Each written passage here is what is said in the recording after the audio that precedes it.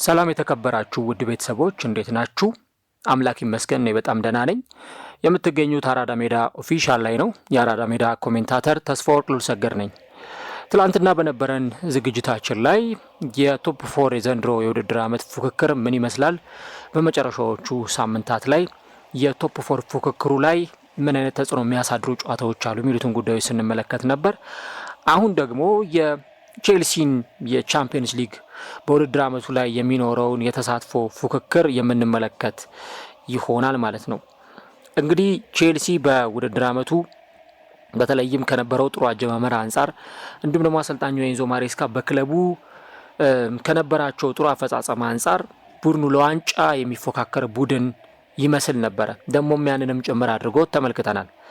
በመጀመሪያዎቹ ጨዋታዎች በማንቸስተር ሲቲ መክፈቻው ላይ ካጋጠመው ሽንፈት በኋላ እንዲሁም ደግሞ በተጨማሪነት ክለቡ በሊቨርፑል ከተሸነፈበት ጨዋታ ውጪ በመጀመሪያዎቹ 10 ጨዋታዎች 15 ጨዋታዎች የነበረው ውጤት አስገራሚ ነበር። ነገር ግን አሰልጣኙ እኛ ለዋንጫ አንፎካከርም ወይም ደግሞ ታይትል ሬስ ውስጥ አይደለንም የሚል አሴታቸውን ሰጥተው ነበር። ያ መሆኑን ተከትሎ ቼልሲ እንዴት ነው ከዚህ በኋላ በቶፕ 4 ውስጥ ቆይታ የሚያደርገው የሚሉ ጉዳዮች ሲነሱ ነበር። እንደውም መሪ መሆን የሚችልበት አጋጣሚም ጭምር አግኝቶ ነበር። በተለይም ደግሞ ክለቡ ያለውን የነጥብ ልዩነት የሚያጠብበትንና መሪ መሆን የሚችልበትን አጋጣሚ ባገኘ ጊዜ፣ ነገር ግን ያንን እድል ክለቡ ሳይጠቀምበት ቀርቶ በስተመጨረሻም ከዛ ከነበረው የዋንጫ ፉክክር በአንድ ጊዜ ሲወጣ ተመልክተናል። እስከ 6ኛ ባለው ደረጃ የመጣበትንም ጊዜም ጭምር እንደነበር እናስታውሳለን። አሁን ክለቡ ትልቁ ጥያቄ የሚሆነው ቶፕ 4 ወይም ደግሞ ቶፕ 5 ገብቶ የማጠናቀቅ ጉዳይ ነው። ቼልሲ በባለፈው አመት ያገኘው ውጤት በኮንፈረንስ ሊግ ነው ያሳተፈው። እንዲሁም ደግሞ ካቻምና 12ኛ ደረጃን ይዞ ነበር ያጠናቀቀው። ለቼልሲ ጥሩ የሚባል ውጤት አይደለም። ምክንያቱም ክለቡ ኢንቨስት ከሚያደርገው ገንዘብ አንጻር እንዲሁ ደግሞ ከሚያስፈርማቸው ተጫዋቾች አንጻርና እንዲሁም ደግሞ ቼልሲ በራሱ ክለቡ ካለው ታሪክ አኳያ ስንመለከተው ይሄ ነገር ለክለቡ ደጋፊዎች የሚዋጥ አይነትም አይደለም። እነዚህ ነገሮች እንመለከታለን። ከዛ ውጭ ግን ቼልሲ 10ኛ ደረጃ ከሚገኘው ከቦርንመዝ ጋር ያለው የነጥብ ልዩነት 5 ብቻ ነው። 44 እና 49 ነው እንግዲህ የያዙት ነጥብ። ያ መሆኑን ተከትሎ ቦርንመዝም ቻምፒየንስ ሊግ የመግባት እድል አለው ማለት ነው። በኮንፈረንስ ሊጉ የኳርተር ፋይናል ወይም የሩብ ፍጻሜ ደግሞ ቼልሲ ከሊጊያ ዋርሶ ጋር ጨዋታውን የሚያከናውን ነው የሚሆነው። ይሄ ጨዋታም እንደዚሁ ደግሞ በቼልሲዎች ዘንድ ትልቅ ቦታ የሚሰጠው የጨዋታ መርሃ ግብር ነው። አሰልጣኝ ኤንዞ ማሬስካ ትላንትና በነበረው ፕሮግራምም ላይ እንዳነሳሁት የእረፍት ቀን ፕሮግራሙን መሰረዛቸውም ጭምር ነው የተነገረው። ምክንያቱም የዋናው ቡድን ስብስብ ከ21 ዓመት በታች የቼልሲ ስብስብ ጋር ጨዋታ አከናውነው ነበር። ያ ሁልጊዜ ልምምድ ሊያልቅ አካባቢ ወይም ደግሞ በልምምድ ላይ ለሁለት ተከፍለው ቡድኖች ጨዋታ እንደሚያደርጉት ትላንትና በዛኛውም ሳምንት እንደዚሁ ጨዋታ ተደርጎ ነበረ። የዛን ጊዜ ቼልሲ ምናልባትም ደግሞ እንዴት ባለ መንገድ ሊጓዝ ይችላል የሚለው አሰልጣኙን ስጋት የገባቸው የሚመስል አይነት ውጤት ነው የተመዘገበው። የቼልሲ የዋና ቡድን ስብስብ ከ21 ዓመት በታች ባለው የቼልሲ ስብስብ 3-0 ነው የተሸነፈው። ያ መሆኑን ተከትሎ አሰልጣኙ በብስጭት ያንን መርሃ ግብር መሰረዛቸውም ጭምር ነው የተነገረው። እንግዲህ ጣሊያናዊው አሰልጣኝ በተለይም በኢንስታግራም ገጻቸው ላይ አንድ መልእክትንም ጭምር አስቀምጠው ነበር እና ምናልባት ደግሞ ከዚህ በኋላ በሚኖሩት ጨዋታዎች ላይ ክለቡ የምድርም ጠንካራ ሆኖ መቅረብ እንዳለበት፣ ይሄ አሁን ያለው የፉክክር መጠን ቼልሲዎችን ወደኋላ ሊያስቀር የሚገባ እንዳልሆነ እና እሳቸው ደግሞ በዛ ቡድን ውስጥ ትልቅ የሆነ ኃላፊነቱን ወስደው እየሰሩ እንዳለ የሚያሳይ ጽሁፍ ነው እሳቸው በኢንስታግራም ገጻቸው ላይ ማጋራት የቻሉት። ያ መሆኑን ተከትሎ እሳቸውም ሲናገሩ ጠንክረን መስራታችንን አናቆምም፣ በኢንተርናሽናል ብሬክም ቢሆን እና በፕሪሚየር ሊግ 4ኛ ነን፣ በዩኤፋ ኮንፈረንስ ሊግ ደግሞ የሩብ ፍጻሜ ተፋላሚ ነን። የዓለም የክለቦች ዋንጫ ደግሞ ሰኔ ወር ላይ ይጀምራል። በዓለም ዙሪያ ካሉ ደጋፊዎቻችን ጋር ሰማያዊ ባንዲራ ከፍ ብሎ እንዲውለበለብ እናድርግ የሚል አሴታቸውን ጭምር ሰጥተው ነበርና ይህንን ነገር ስንመለከት አሰልጣኙ እንግዲህ ከዚህ በኋላ በቼልሲ እግር ኳስ ክለብ ውስጥ ምን ያክል ከባባድ የሆኑ ተጽዕኖ የሚፈጥሩ ጉዳዮች እንዳሉም ጭምር የሚያሳይ ነው። አሰልጣኝ ኤንዞ ማሬስካ ወደዚህ ቡድን ሲመጡ ቼልሲን ለዋንጫ እንዲፎካከር ያደርጉታል ተብሎ አልተገመተም። ምክንያቱም አሁን ቡድኑ ካለበት የውጤት ቀውስ አንጻር የመጀመሪያው ዓላማ ቼልሲን ወደ አውሮፓ ቻምፒየንስ ሊግ መድረክ መመለስ ነው። ክለቡ ያለፉትን አመታት በተለይም አሁን አምናና ዘንድሮ ወደ አውሮፓ ቻምፒየንስ ሊግ መመለስ አልቻለም። እናም ደግሞ ቶድ ቦሂ የክለቡ ባለቤት ይህንን ክለብ በተሻለ መንገድ ወደዚህ ሁኔታ ለማምጣት ከ2022 ከግንቦት 2022 ጀምሮ ክለቡን ተረክበው ሲንቀሳቀሱ ነበር። ጥሩ ተጫዋቾችን ማስፈረም ችሏል። እነ ኮል ፓልመር የመሳሰሉ ተጫዋቾችን ወደ ክለባቸው መቀላቀል የቻሉባቸው ሁኔታዎች አሉ።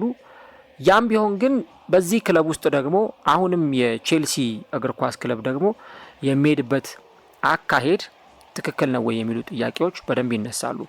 ቼልሲ ከዲሴምበር 22 እስከ ፌብሩዋሪ 22 በነበሩ ጊዜያት ላይ በነበሩ ጨዋታዎች ላይ ነጥብ ለመሰብሰብ በጣም የተቸገረ ቡድን ነበር ማለት ይቻላል። በ10 ጨዋታዎች ማግኘት ከሚገባው 30 ነጥብ 9ኙን ብቻ ነው ማግኘት የቻለው። ያ መሆኑን ደግሞ ተከትሎ ለቡድኑ ስጋት የፈጠሩ ነገሮች ነበሩ። ከደረጃውም ተንሸራቶ የመጣው ለዛ ነው።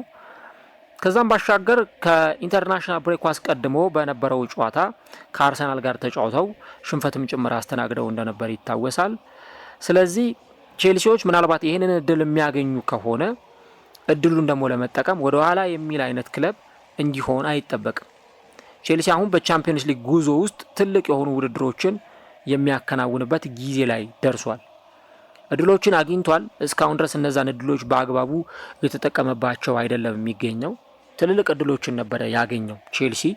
በተለይ ቶፕ 4 ላይ እነ ማንቸስተር ሲቲ ነጥብ ሲጥሉ፣ እነ ኒውካስል ዩናይትድ ነጥብ ሲጥሉ ቼልሲ ደግሞ ያን ነገር እድሉን አስፍቶ ይጠቀማል ሲባል ቼልሲ ግን ሲሸነፍ እንደነበር አይተናል።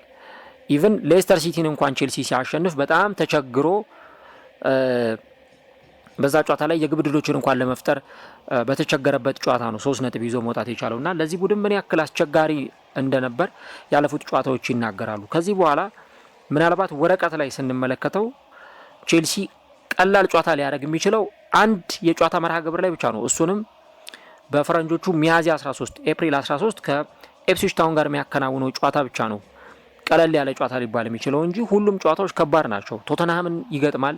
ቶተንሃም በእርግጥ ጥሩ ሁኔታ ላይ አይደለም፣ ግን ደርቢ ነው። በዛ ላይ የመጀመሪያውን ጨዋታ 4 ግቦችን አስቆጥረው ነው ያሸነፉት ቼልሲዎች። ስለዚህ ቶተንሃሞች ይህንን ጨዋታ ውጤቱን ወደ ራሳቸው ለማድረግ ይጫወታሉ ተብሎ ይጠበቃል። ብሬንትፎርድን ቼልሲ ይገጥማል። ይህም ለንደን ደርቢ ነው።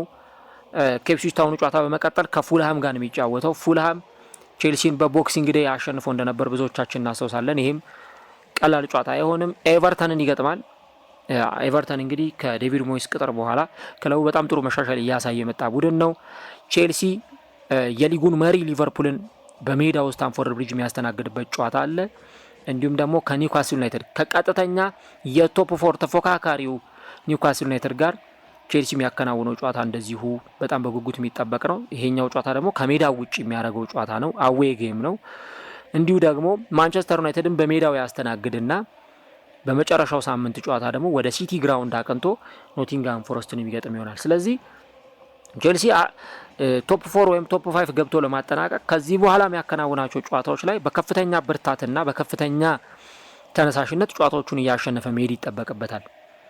እነ ብሬንትፎርድን ሲገጥም፣ እነ ፉልሃምን፣ ሊቨርፑልን፣ ኒውካስል ዩናይትድን ሲገጥም በቼልሲ በኩል ግዴታ የማሸነፍ ውጤት ሊመዘገብ ይገባል። ያውም ክረምት ላይ ደግሞ የሚያከናውኗቸው ጨዋታዎች አሉ። የዓለም የክለቦቹ ዋንጫ ይከናወናል። ስለዚህ በቼልሲዎች በኩል እረፍት አልባ ሲዝን ነው የሚያሳልፉት። የኮንፈረንስ ሊጉም እንዳለ ነው። በውድድር ዓመቱ ግን ውጤት ይዞ ለመውጣት እነዚህን ትልልቅ ጨዋታዎች ማሸነፍ የግድ ያስፈልጋል። ቼልሲ ነጥብ ይዞ መውጣት በነበረባቸው ጨዋታዎች ላይ ነጥብ ይዞ ስላልወጣ አሁን ዋጋ የሚከፍልበት ጊዜ ላይ ደርሷል። በነ ብራይተን ሲሸነፍ የቆየበት ጊዜ፣ እንዲሁ ደግሞ በነ ማንቸስተር ሲቲ ሲሸነፍ የነበረበትን ጊዜ ብዙዎቻችን ተመልክተናል። ከነ ቦርንመዝ ከነ ክሪስታል ፓላስም ጋር ነጥብ ሲጥል ስለነበር ቼልሲ፣ እንዲሁም ደግሞ በነ ኢፕስዊች ታውንም ሲሸነፍም ስለነበር ያ መሆኑን ተከትሎ ለቼልሲ አሁን ቶፕ 4 የመግባቱ ጥያቄ አንገብጋቢ ጉዳይ ሆኗል። አሰልጣኙ ሲናገሩ እንደነበሩት እኛ የዋንጫ ተፎካካሪ አይደለንም ሲሉ ነበረ። ያ አሁን ለቼልሲ ትኩረት የሚሰጡት ጉዳይ አይደለም። ቼልሲ አሁን ከዚህ በኋላ በጊዜ ሂደት ራሱን በደንብ እያጠናከረ የሚሄድ አዳዲስ ዝውውሮችን ይፈጽማል ተብሎ የሚጠበቅ ቡድን ነው። ያም ቢሆንም ቅሉ ግን የቼልሲ ደግሞ ቀደም ሲል እንደነገርኳችሁ ዋነኛ የውድድር ዓመቱ ታርጌት ቡድኑን በሚቀጥለው ዓመት የአውሮፓ ቻምፒዮንስ ሊግ ተሳታፊ እንዲሆን የማድረግ ነው ትልቁ ዓላማና ትልቁ ጉዳይ። ያንን ነገር ደግሞ እንዲያደርግ ከዚህ በኋላ የሚያደርጋቸውን ትልልቅ ጨዋታዎችን እነ ኒውካስልን፣ እነ ሊቨርፑልን፣ እነ ኖቲንግሃም ፎረስትን ቼልሲ እያሸነፈ መውጣት ይጠበቅበታል። ያንን ሲያደርግ ብቻ ነው ቼልሲ በዘንድሮ የውድድር ዓመት ታርጌቱን መጥቷል ሊባል የሚችለው። ከአንድ ዓመት በፊት ቼልሲ ኪሳራ አጋጥሞት እንደነበር ሲነገር ነበር። ያ ደግሞ በአውሮፓ ቻምፒየንስ ሊግ ላይ ካለመሳተፉ ጋር ተያይዞ የመጣ ጉዳይ ነው። ዘንድሮ ግን ቼልሲ በዛ ነገር ውስጥ እንዳይመጣ ጥሩ ገንዘብ አትራፊ እንደሆነም ጭምር ሲነገር ነበር በቼልሲ በኩል። በተለይም በ2023/24 የውድድር ዘመን ክለቡ ከታክስ በፊት 128 ሚሊዮን ፓውንድ ትርፍ ማግኘቱ ነው የተነገረውና ከአንድ ዓመት በፊት ካጋጠመው ኪሳራ አንጻር ክለቡ በጥሩ ሁኔታ አገግሟል ሊባል ይችላል። ግን ደግሞ የበለጠ ክለቡ እንዲሻሻልና ወደ ነበረበት ንግስናው እንዲመለስ የአውሮፓ ቻምፒየንስ ሊግ ተሳትፎን ማግኘት አለበት። የደርቢ ጨዋታውን ከቶተንሃም ጋር ሐሙስ ዕለት ያከናውናል። እናንተ ደጋፊዎች ቼልሲ በሚቀጥለው ውድድር ዓመት የአውሮፓ ቻምፒየንስ ሊግ ተሳታፊ ይሆናል? የቶፕ 4 ቦታን ይዞ ያጠናቀቃል? ግምቶቻችሁን አጋሩን። ተጠባቂውን ጨዋታ ግን የፊታችን ሐሙስ 1 ብሎ ማድረጉን የሚጀምር ይሆናል ማለት ነው ከቶተንሃም ሆትስፐርስ ጋር።